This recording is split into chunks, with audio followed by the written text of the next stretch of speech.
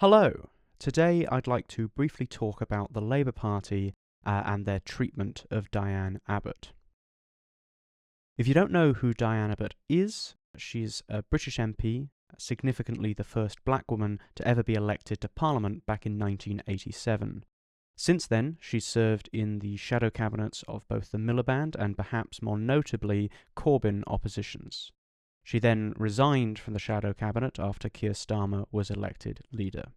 In April of 2023, she was suspended from the Labour Party after sending a letter to the Guardian newspaper in which she suggested that Irish, Jewish and traveller people only experienced prejudice similar to racism, but were not, quote, all their lives subject to racism.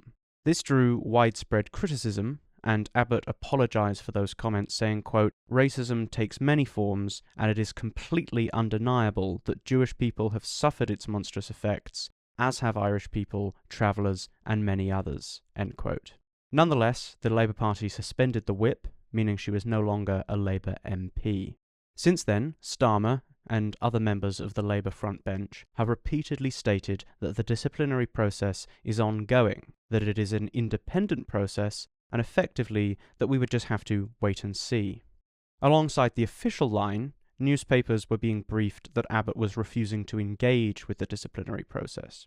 At one stage, it was claimed that she refused to attend a course on anti-Semitism and would be readmitted once she agreed to do so. Indeed, as recently as the 24th of May this year, which is 5 days ago as I record this, Starmer told the BBC that she was, quote, going through and being part of and getting to the end of a disciplinary process because of something she said, end quote.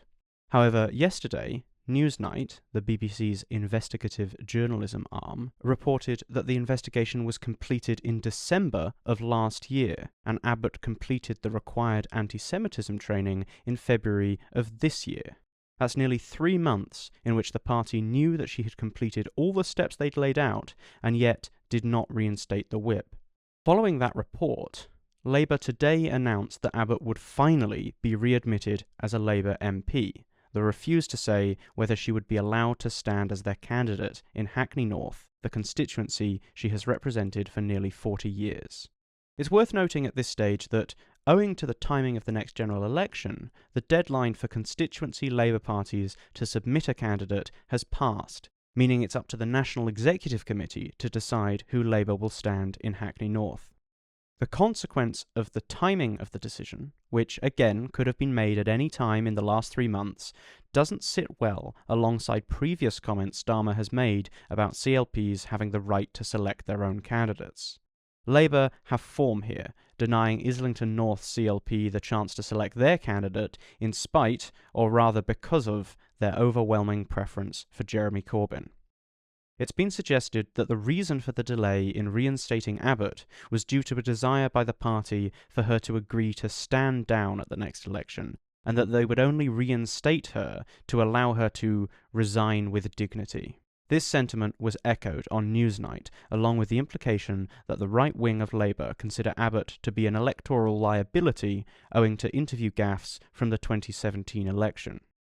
There is an even stronger view amongst supporters of Keir Starmer that Diane Abbott must not stand in this election. So what the Keir Starmer group are saying, allies close to the leader of the Labour Party, is they want dignity for Diane Abbott. One of his allies described her to me as an icon of the Labour movement. But they equally say that Diane Abbott cannot stay because she is, in their view, a reminder of the Jeremy Corbyn era, which they say was an era of failure. And one ally told me that on the doorstep, that incident where Diane Abbott, when she was Shadow Home Secretary in a general election campaign, struggling to sort of explain the numbers behind a policy, they say that comes up on the doorstep and that is damaging. Now, plenty of politicians have suffered embarrassing interview moments, and yet this slip-up by Abbott is brought up time and time again as evidence of incompetence and unsuitability. To be frank, this is the kind of treatment reserved only for black women, particularly those on the left. Diane Abbott has been subject to relentless racist abuse during her time as an MP. And this is where we come to the reprehensible way Keir Starmer and the Labour right have treated her during her suspension. The Guardian recently revealed that, in 2019, a major Conservative Party donor, Frank Hester, made a series of horrifically racist remarks about Abbott. He is alleged to have said, quote, "It's like trying not to be racist, but you see Diane Abbott on the TV and you're just like, you just want to hate all black women because she's there. And I don't hate all black women at all, but I think she should be shot." Labour condemned the remarks and demanded that the Tories return the money received from Hester. However, they went on to use them to garner support in a fundraising email without making any reference to Abbott. All this, again, during a period where they were still withholding the whip, despite Abbott having completed the required training a month prior. At the same time, the broader racism of the British political system was on full display when the Speaker of the House of Commons failed to allow Abbott to speak about these comments, despite her rising 46 times to do so. Abbott has also consistently been the victim of racism and abuse within the Labour Party. The Ford report, published in 2022, confirmed that a hierarchy of racism exists within the party and that Abbott was subject to aggressively racist comments. Another story, published in 2018, alleged that now Shadow Health Secretary Wes Streeting cornered her and screamed in her face. Streeting denies this happened, but has not gone through with threatened legal action, and the original author of the article had his lawyer repeat the claims, insisting there were numerous witnesses. This seems at odds with Streeting's claim in the wake of her reinstatement that he has, quote, "enormous respect for Abbott." As Lewis Goodall pointed out to Streeting in a rare moment of actual journalism, quote, "If Diane Abbott was in Starmer's faction, she'd be allowed to stand." All of this speaks to a cynical approach to the serious issue of racism.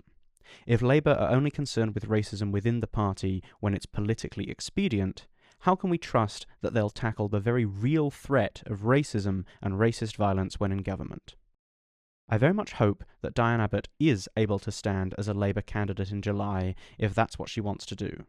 Though, if she ultimately decides to retire, I don't think anyone could blame her. It's clear that she has been subject to relentless racist treatment and outright abuse, not just from the Tories, but from within her own party.